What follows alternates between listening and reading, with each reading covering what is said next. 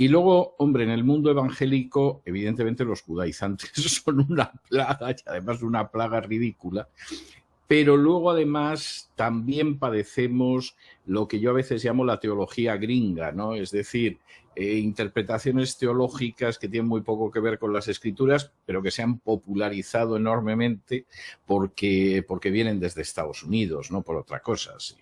Si fueran interpretaciones teológicas de Alemania, es que ni nos habrían rozado, ¿no? Entonces, no, de hecho, el dispensacionalismo también viene. el dispensacionalismo es otra plaga. Pero además el dispensacionalismo, primero, lo inventaron dos jesuitas en el siglo XVII como un arma contra la Reforma, dos jesuitas españoles, además, que se llamaban Lacunza y Rivera y que intentaron hacer fortuna en las Indias. Del dispensacionalismo no hizo absolutamente nadie caso. O sea, quiero decir, no es que se combatiera desde el campo evangélico, es que se despreció directamente como una majadería, y en un momento determinado el dispensacionalismo vuelve a aparecer a inicios del siglo XIX en Gran Bretaña, cuando se reeditan los libros de Lacunza y Rivera, y no tienen el menor impacto en el mundo evangélico. En el mundo evangélico queda limitado a un sector de las asambleas de hermanos que se dividen precisamente por el dispensacionalismo, y cuando realmente se extiende en el mundo es gracias a la Biblia de Scofield. Y claro, la Biblia de Scofield ya viene de Estados Unidos, fue la primera Biblia de estudio y efectivamente sostiene el dispensacionalismo, que además es muy apoyado por las comunidades judías por razones obvias. Es decir, pasamos de una teología en que efectivamente pues el que no crea en Jesús ha sido desgajado del olivo de Israel, como dice Pablo, a una teología en la que parece que casi los judíos tienen su propio camino de salvación, que no tiene nada que ver con el camino de salvación de las Escrituras, ¿no? Y entonces el apoyo entre bastidores que han dado lobbies judíos al dispensacionalismo es colosal, pero no ha sido por razones de difusión de la verdad bíblica, ¿no? Sino por otro tipo de razones. Yo estaba plenamente convencido que de pronto tenía más su origen desde el protestantismo. No, el dispensacionalismo es totalmente ajeno al protestantismo. Los primeros que lo trazan, y lo trazan como un instrumento contra la Reforma, son dos jesuitas españoles que se llaman Lacunza y Rivera, que las obras de ellos se pueden encontrar, no son fáciles de encontrar, pero hay alguna reedición yo las tengo, que se pueden encontrar. Y ellos lo hacen fundamentalmente para crear un sistema escatológico que niegue que el hombre de pecado es el papado, que es la tesis de los reformadores, que ese hombre de pecado que ya estaba operando en la época de Pablo, pero que se iba a manifestar cuando desapareciera el obstáculo que era el Imperio Romano, pues era el papado. Y entonces ellos dicen, no, esto no puede ser porque nos identifica de una manera muy clara, y entonces el hombre de pecado es alguien que va a aparecer en el futuro, es un príncipe político, etcétera. Y claro, la pregunta es, ¿y cómo estaba operando en la época de Pablo si es un príncipe futuro? Han tenido 20 siglos o 16, 17 siglos al príncipe por ahí escondido. O sea, esa interpretación es ridícula, aunque sea muy extendida. Y de hecho, dentro del protestantismo, el dispensacionalismo es despreciado. O sea, es una estupidez tan grande que ni siquiera se molestan en detenerse en ello, porque de hecho, durante los siglos XVI y XVII, mayoritariamente los teólogos protestantes o son lo que ahora se llaman premileniales históricos, que son algunos, o muchísimos son postmileniales. Es decir, creen que antes de la segunda venida de Cristo y de la crisis final, lo que va a haber es una grandísima época de avivamiento de la Iglesia con un éxito tremendo de la Iglesia. O sea, esa es su visión dispensacionalista. Y hay algún muy buen libro sobre el tema. Hay un libro que se llama The Puritan Hope, la esperanza puritana, que narra precisamente cómo la mayor parte de los teólogos puritanos eran postmileniales, entendiendo el postmilenialismo como que el milenio era el símbolo de una época de triunfo de la Iglesia antes de la crisis final y antes de la segunda venida de Cristo. Pero el dispensacionalismo es algo ridículo.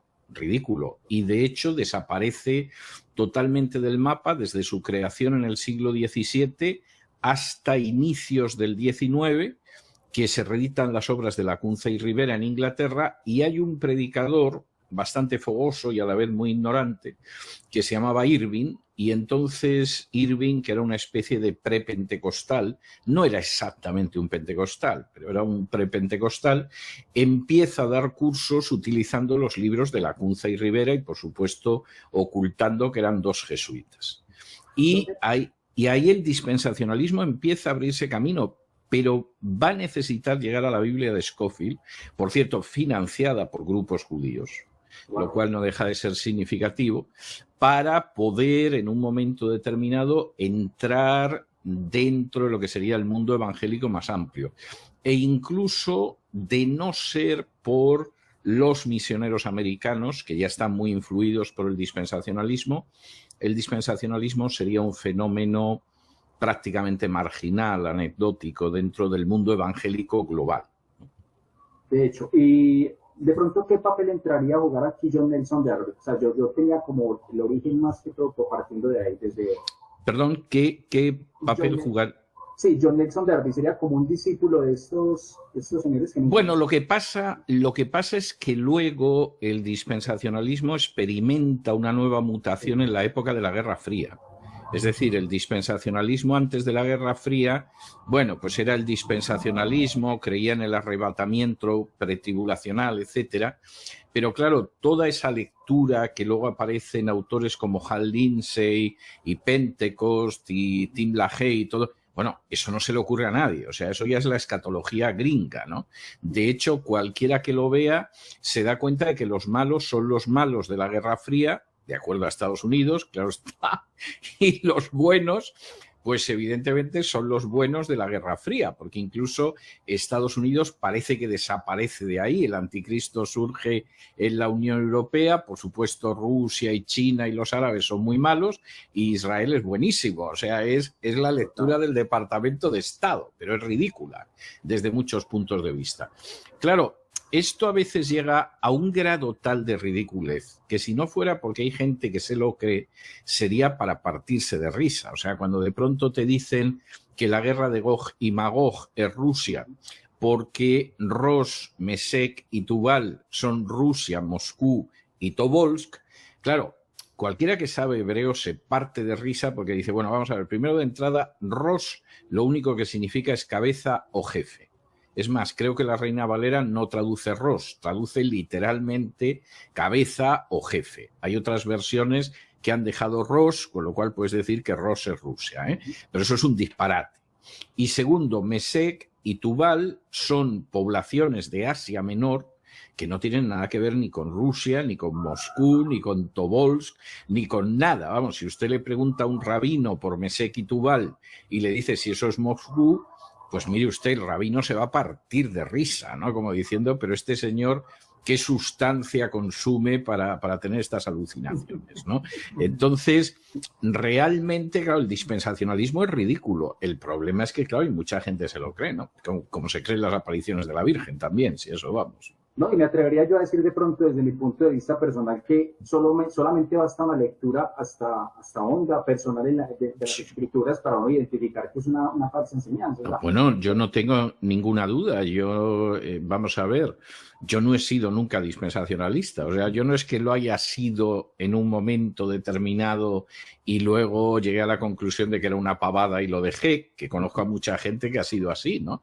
Yo me acuerdo cuando yo me convertí, el dispensacionalismo era muy popular, además en aquel entonces se acababa de publicar el libro de la agonía del gran planeta Tierra de Hal Lindsey, que fue un bestseller, y yo recuerdo que yo leí el libro de Lindsey y yo dije, este tipo ha perdido la cabeza. O sea, es que uno va a los textos que cita de la Biblia y los lee en la Biblia y tú dices, pero este sujeto está enloquecido, ¿no?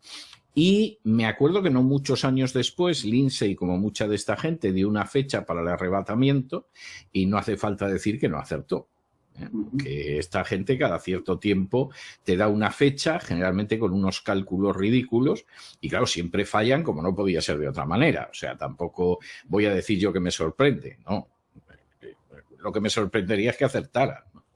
Pero me atrevería a decir que de pronto también es gran participante de esto Hollywood, Dejados Atrás, Till la Bueno, claro, porque aquí hay otro elemento que no se puede... No sé si estamos grabando esto o no lo estamos grabando, ¿qué es? Porque a lo mejor hubiera merecido la pena grabarlo. Sí, Vamos a ver. Mi canal que graba. Vamos a ver, Hollywood tiene un papel muy importante porque Hollywood siempre ha sido un gran dispensador de ideología.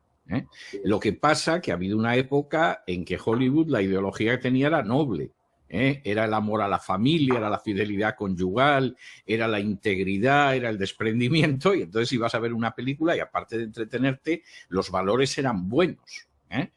Y luego ha habido una época en que los valores de Hollywood cada vez son más diabólicos, es decir, y el cine además cada vez es peor, que puede haber un cine que los mensajes sean malos y sea bueno técnicamente, no, ahora es malo y además los mensajes son así. Entonces, claro, la serie de Dejados Atrás encaja perfectamente con esa visión del Departamento de Estado de Estados Unidos. Es decir, los rusos por definición son malignos, los árabes ni te cuento, los israelíes no pueden ser mejores, o sea, es una visión absolutamente ridícula que demuestra una ignorancia y una parcialidad tremenda de lo que es el panorama internacional, pero que no es inocente. Es decir, es adoctrinar a la población en quienes siempre son los malos muy malos y quienes siempre son los buenos muy buenos.